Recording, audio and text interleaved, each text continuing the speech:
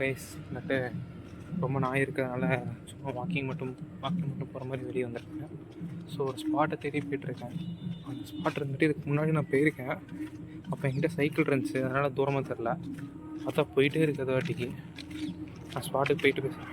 कितना किलोमीटर भैया? 2 किलोमीटर। इन्हों कितना किलोमीटर भैया? 2 किलोमीटर। சாரி கைஸ், இவ்வளோ நேரம் நடந்தேன். தொண்டையில் இருக்கிற மண்டையில் இருக்கிற கொண்டையை மறந்த மாதிரி லொக்கேஷன் ஆன் பண்ண மறந்துட்டேன். ஆஹா, இவ்வளவு வேலை செஞ்சு மண்டை மேல இருக்க கொண்டே மறந்துட்டேனடா தம்பி. ஸோ போகும்போது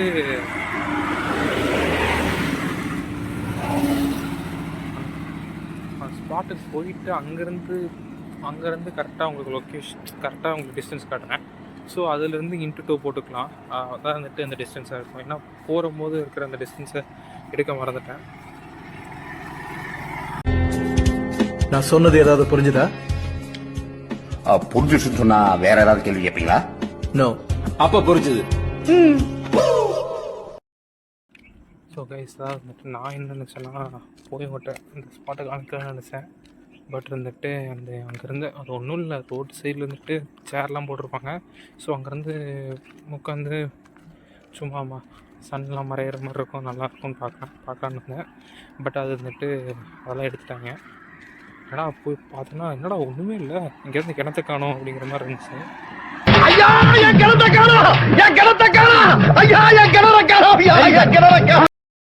ஸ்டில் நான் அந்த மாதிரி நடந்துட்டு இருக்கும்போது பேசலாம்னே முடிவு பண்ணிட்டேன். திருப்பி இருந்துட்டு போயிட்டுருக்கேன். இப்போ தான் திருப்பி ரோடாக இருந்துட்டு என்ன பண்ணுறேன்னா, அது பேர்னா இதை மறந்துட்டேன், ஆன் பண்ண மறந்துட்டேன், ஸ்டாவை ஆன் பண்ண மறந்துட்டேன். ஸோ திருப்பி வந்துட்டு அதே இடத்துக்கு போய் ஸ்டாவ் ஆன் பண்ணி விட்டு திருப்பி நடந்து பேசிகிட்டு இருக்கேன். ஸோ இன்றைக்கி என்ன பார்க்கலான்னா, நாளைக்கு நியூ இயரு, அதனால் சும்மா நியூ இயரை பற்றி ஏன் பேசலாம். நியூ இயரில் நிறைய விஷயம் நடக்கும். ஸோ நிறைய பேர் வந்துட்டு என்ன பண்ணுவாங்க, நியூ இயர் ரெசல்யூஷன் இருப்பாங்க.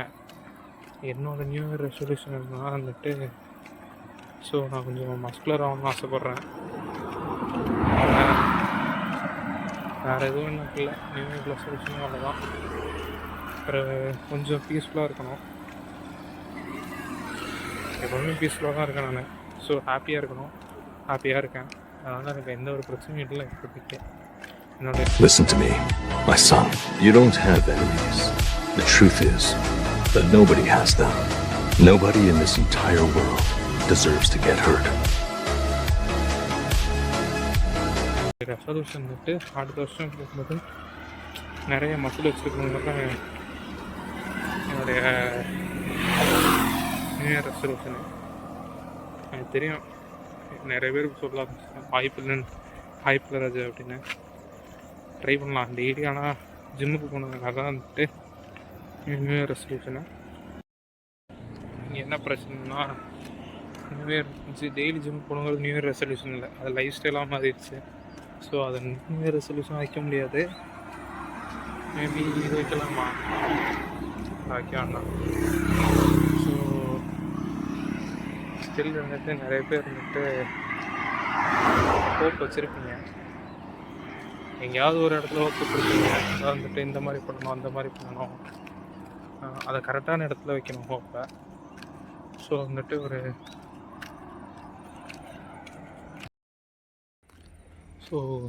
இந்த டைம் ஆஃப் இயரில் வந்துட்டு ஒரு ரீல் எப்போவுமே வரும். அதாவது வந்துட்டு எப்படின்னா, ஒரு கப்பை இருந்துட்டு தண்ணி பிடிச்சி அதை வந்துட்டு நீங்கள் கையில் ஹோல்டு பண்ணுறீங்கன்னு வச்சுக்கோங்களேன். ஒரு நிமிஷம் ஹோல்ட் பண்ணிங்கன்னா இருந்துட்டு வலிக்காத அளவா, 1 மணி நேரம் ஹோல்ட் பண்ணிங்கன்னா வந்துட்டு ரொம்ப வலிக்கும். அதுவே வந்துட்டு ஒரு நாள் ஃபுல்லாக ஹோல்ட் பண்ணிங்கன்னா கை ரொம்ப வலிக்கும் அப்படிம்பாங்க. பட் இது வந்துட்டு ஒரு கப் ஆஃப் வாட்டர் தான். ஸோ வந்துட்டு அதே மாதிரி வந்துட்டு உங்களை ஹர்ட் பண்ணவங்களோ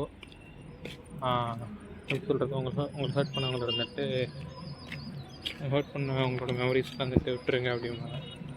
இதில் என்ன பிரச்சனைனா, அந்த கப் ஆஃப் வாட்டர் வந்துட்டு எப்படி சொல்கிறாங்கன்னா, அவங்க ஹர்ட் பண்ணவங்களுடைய மெமரிஸை வந்துட்டு சிம்பலைஸ் பண்ணுறாங்க அந்த ஒரு கப் ஆஃப் வாட்டரை.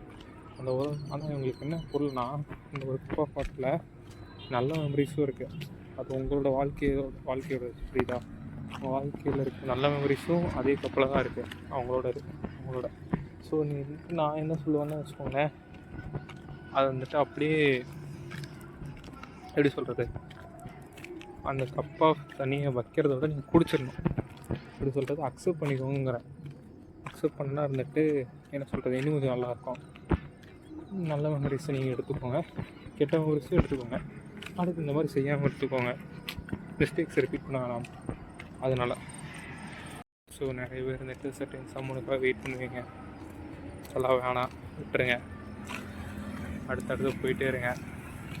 இந்த ஒரு எடிட் வந்திருக்குல்ல, அவெஞ்சர்ஸ் டூம்ஸ்டே எடிட்டில் இருந்துட்டு Captain America will return in டூம்ஸ்டேன்னு இந்த மாதிரி ஒவ்வொருக்கும் ஒவ்வொரு கேரக்டருக்கும் வரும்ல, அதே மாதிரி ஒரு எடிட் பண்ணியிருப்பாங்க.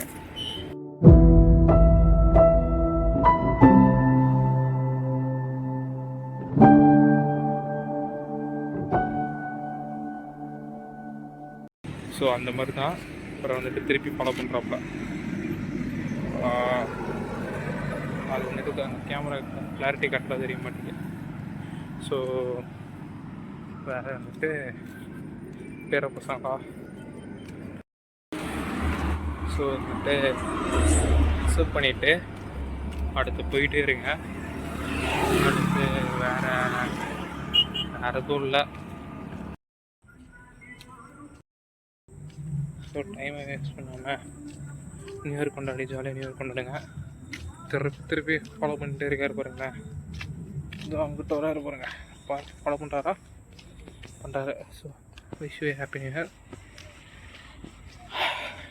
அடுத்து 100 வருஷம் எக்ஸ்ட்ரா போகுது. அப்புறமா